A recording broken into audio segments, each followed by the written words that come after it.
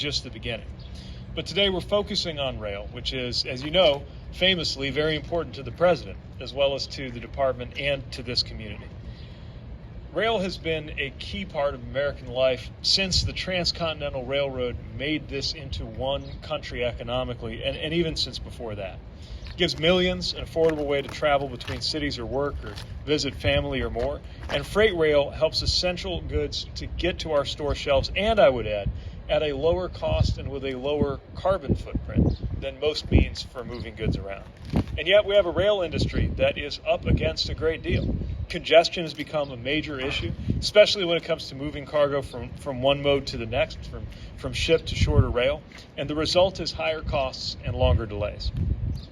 We also know that we've got to invest in the rail workers who keep our economies running. We see turnover far above normal levels in the industry as a whole, something that presents both safety and workforce concerns.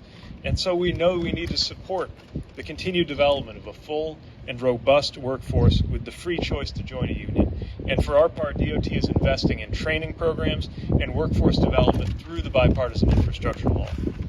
America's got the largest and most extensive rail network in the world, and Americans deserve world-class rail service.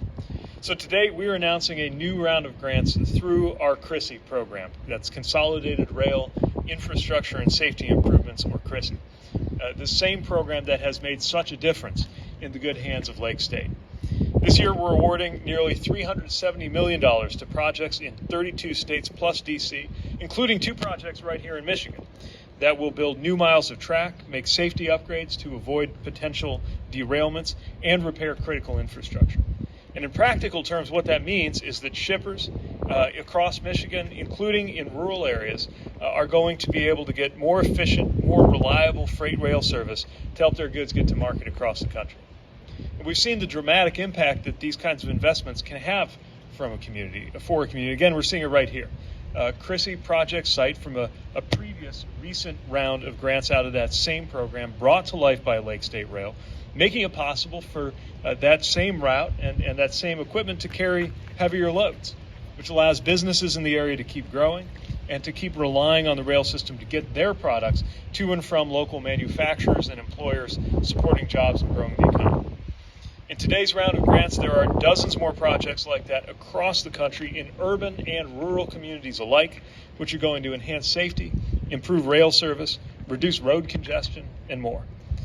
These investments will help us create thousands of good jobs, strengthen our national supply chains, fighting inflation and controlling costs for consumers and businesses, and give people better, faster, more affordable ways to get around.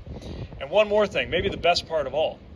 Thanks to this legislation that the president signed, that Representative Kildee and other members of the House and the Senate voted for, including quite a few Republicans who crossed the aisle to stand with Democrats, knowing that rail doesn't have a D or R label on it. Thanks to this law, this program that we're celebrating today is going to triple to $1 billion a year over the next 5 years, which means we can fund even more good projects like these, because I can tell you, we get more deserving applications right now than we are able to fund any given year.